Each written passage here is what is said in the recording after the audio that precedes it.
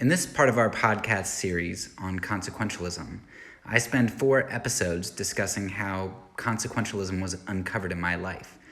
And because it's a personal sort of thing and it requires some uncovering, I do this with a lot of stories, and so there's a lot that's difficult to convey here in a TikTok episode.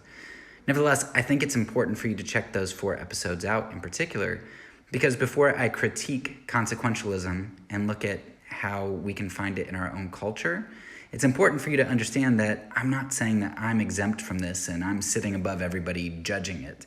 I'm saying this is a real threat to everybody, and I recognize that because I first and foremost saw that it was a threat to myself. Nevertheless, I think it is important that I at least give you a little taste of what you'll find in those episodes to kind of pave the way for what we get into next. It was working with the poor that really started me to take a look at Jesus' words again, and to take a look at my life and the consistency of how I was living, or the inconsistency of it. A lot of the so-called wisdom that I was getting from my Christian community was that we don't want to enable poor people. We can't just give them things. What if the poor asks you, should you just give to him? That can't be right. There's so much that was spoken into my life that was really practically oriented. You know, is your giving going to enable? Is it really going to change somebody? It was practical. But then one day, I was thinking about the story of Les Mis and the priest. Maybe we were watching the opera version or something. And it clicked for me that what that priest was doing with Jean Valjean was enabling him.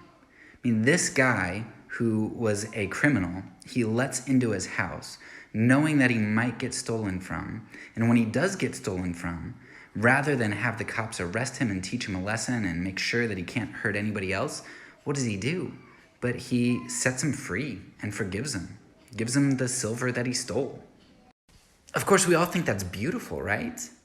But then I ask myself, why do we think it's beautiful? Because I'm being told not to do that kind of thing.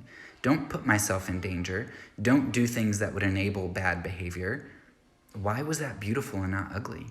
Was it because we know that Jean Valjean ends up being good, and so we retroactively justify the priest's actions and say that they were good because of the outcome that they facilitated?